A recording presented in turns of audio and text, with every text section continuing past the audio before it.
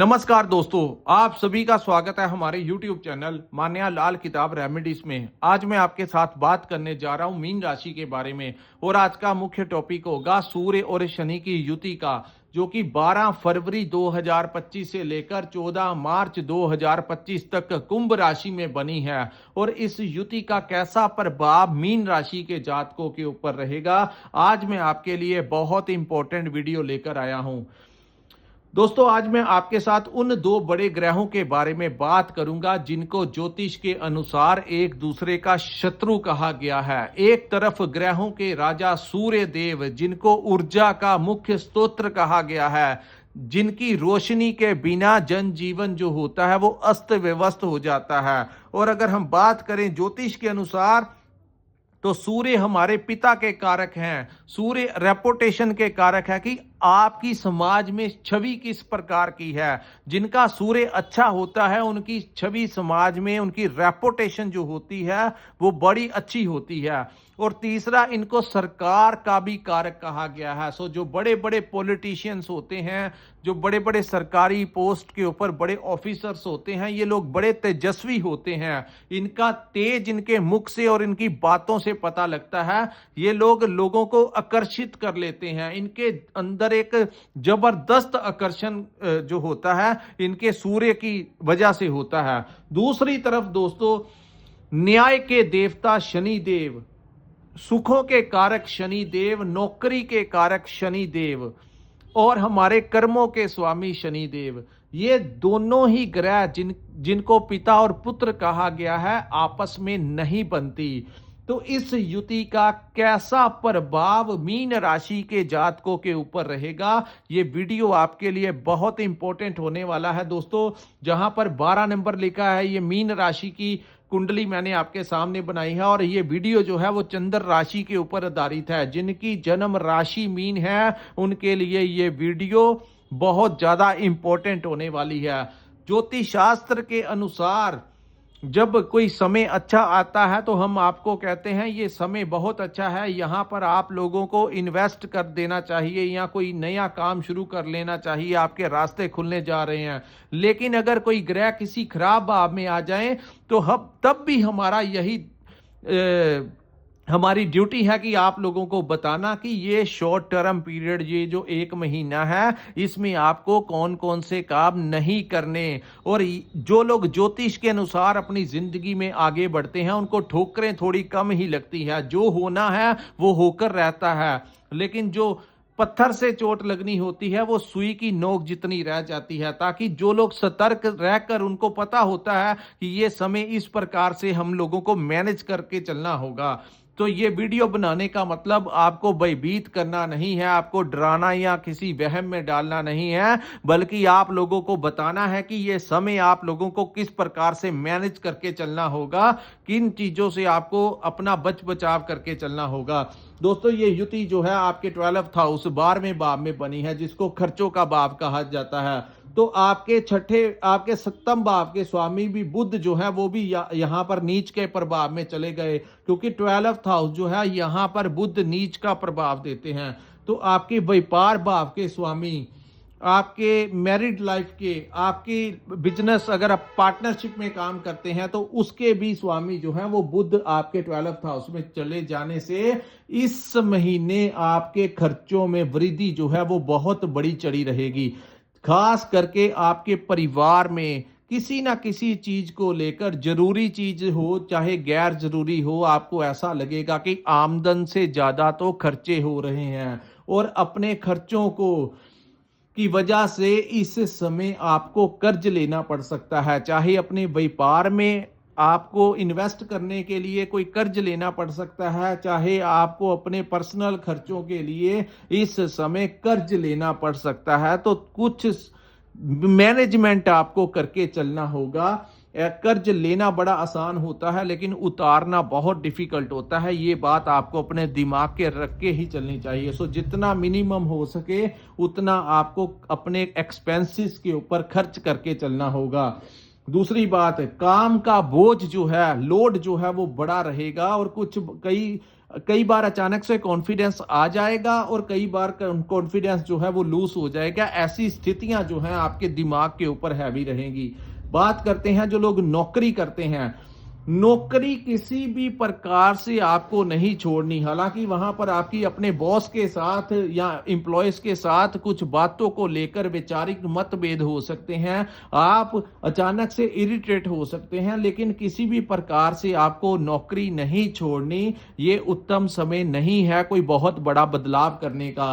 और व्यापारियों के लिए भी मैं कह दूं कि आप जैसा भी करके इस समय को आपको मैनेज करना होगा, ये उत्तम समय नहीं होगा किसी नए प्रोजेक्ट में कोई नया पैसा इन्वेस्ट करने का।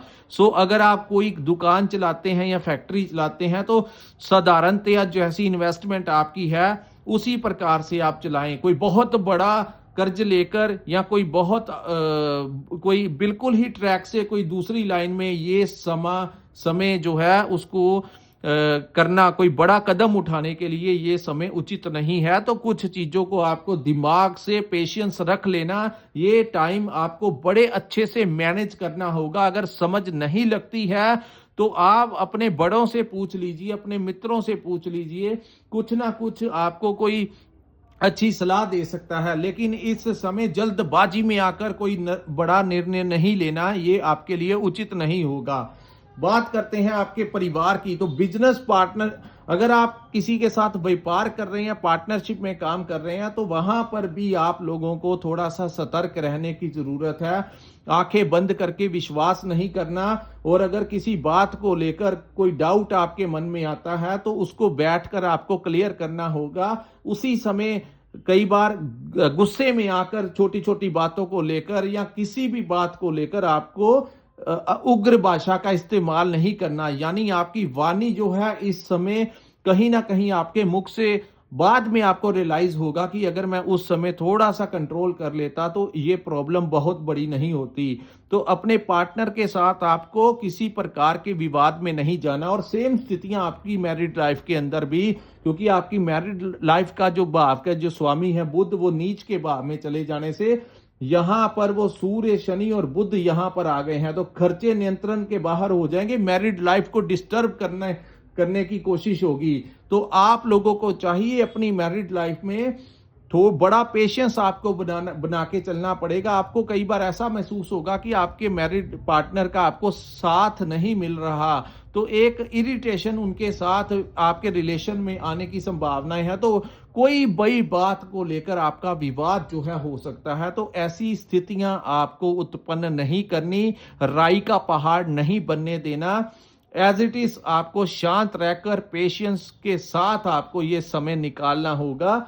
और बात करते हैं दोस्तों, बेमतलब की यात्राएं जो हैं वो आपका ये टाइम करवा सकता है, यानी व्यर्थ की यात्राएं आपकी हो सकती हैं। और यात्राओं के दौरान आपको थोड़ा धैर्य बनाए रख के चलना होगा। ड्राइव करते हुए थोड़ा केयरफुल होके चलना है, हेलमेट वगैरह डाल के चलना और सीट बेल्ट वगैरह, और बहुत तेज ड्राइव नहीं करनी, ये उचित समय नहीं है। तो आप लोगों को चाहिए कोई यात्रा अगर टाल सकते हैं तो टाल लीजिए। बुध, जिनको डॉक्यूमेंट्स का भी स्वामी कहा जाता है, जो कागजी कार्रवाई होती है, सो कोई भी दस्तावेज अगर आपने कहीं पर कोई सिग्नेचर करने हैं तो सोच समझकर डॉक्यूमेंट्स को पढ़ने के बाद ही आप कीजिए। कोई जल्दबाजी में आपको कोई नया एग्रीमेंट साइन करने से पहले आप उसको डिटेल में पढ़ लीजिए। किसी गलत जगह के ऊपर कोई आप लोगों से कोई दस्तावेज ना करवा ले, यानी सिग्नेचर ना करवा ले। इन चीजों का आपको ध्यान रखना होगा। अगर कोई डॉक्यूमेंट से रिलेटेड कोई काम है तो उसको इस टाइम के बाद कीजिए, ना कि इस समय के अंदर आपको करना होगा। उसके बाद बात करते हैं आपकी हेल्थ की, तो ये छठे भाव के ऊपर दृष्टि होगी। और छठे भाव के स्वामी यहां पर शनि के साथ बैठ जाने से यहां पर दोस्तों आपकी हेल्थ को लेकर भी कुछ ना कुछ समस्याएं आ सकती हैं। खास करके आपकी आंखों में इन्फेक्शन, आपके सर में दर्द की प्रॉब्लम, और खास करके पैरों और घुटनों में आपको दर्द जो है वो महसूस हो सकता है। तो ये समय आपको अपनी डाइट के ऊपर कंट्रोल करके चलना होगा। और वहीं आप लोगों को नियंत्रण डेली रूटीन में एक्सरसाइज जो है वो करनी चाहिए। 24 घंटे में से जिस प्रकार आपका जरूरी कार्य है। पैसा कमाना, अपने व्यापार को, अपनी नौकरी के बारे में सोचना, अपने परिवार के बारे में सोचना। उसी प्रकार आधा एक घंटा आप लोगों को अपनी हेल्थ के बारे में भी सतर्क रहना चाहिए। एक्सरसाइज करनी चाहिए, वॉक पे जाना चाहिए, योगा कर सकते हैं, कुछ ना कुछ आप लोगों को करना चाहिए। और तीसरा, इस भाव को रोग, ऋण और शत्रु, कर्जों को लेकर परेशानी आ सकती है। रोग के बारे में मैंने, हेल्थ के बारे में आपको बता दिया। और शत्रु यानी कि जहां पर आप काम करते हैं वहां पर राइवल्स जो है वो बड़े रह सकते हैं, आपको वहां पर समस्या आ सकती है। कंपटीशन जो है वो बड़ा चला रहेगा। और जो लोग नौकरी करते हैं वहां पर बॉस या कोलीग्स के साथ किसी भी बात को लेकर आपकी बहस हो सकती है। कुछ भी हो जाए, आपको एक्शन का रिएक्शन नहीं करना, शांति से ये समय निकालना है। अगर आपको कोई कुछ कह भी दे तो ये समय आपको यही मान के चलना होगा कि बॉस इज ऑलवेज राइट। कई बार हमें थोड़ा सा डिप्लोमेटिक तरीके से कुछ समय को निकालना चाहिए। तो यहां पर आप लोग इसी प्रकार से मैनेज करेंगे तो आपके लिए आने वाला जो कल होगा वो ठीक हो जाएगा। दोस्तों, ये शॉर्ट टर्म पीरियड है, इसको निकलने दीजिए। बड़े पेशेंस रखकर, धैर्य रखकर, वाणी पे नियंत्रण रखकर अपने परिवार को इस समय शांति के साथ ये टाइम जो है आपको निकालना होगा। सो ये था मीन राशि वालों के लिए सूर्य और शनि की युति का कैसा प्रभाव रहेगा। इस वीडियो को बनाने का मकसद आपको कोई भयभीत करना या आपको किसी वहम में डालना नहीं है। बिल्कुल जो लोग पॉजिटिव हैं वो समझ रहे हैं इस बात को कि मैंने आपको डराया नहीं है, बिल्कुल आपका मार्गदर्शन किया है कि ऐसी स्थितियां पैदा हो सकती हैं, आपको किस प्रकार से मैनेज करके चलाना होगा। तो अगर आपको ये वीडियो अच्छा लगा हो तो कृपया इस वीडियो को लाइक कीजिए, हमारे चैनल को सब्सक्राइब कीजिए और नीचे कमेंट सेक्शन में कमेंट करके जरूर बताइए कि आपको ये वीडियो कैसा लगा।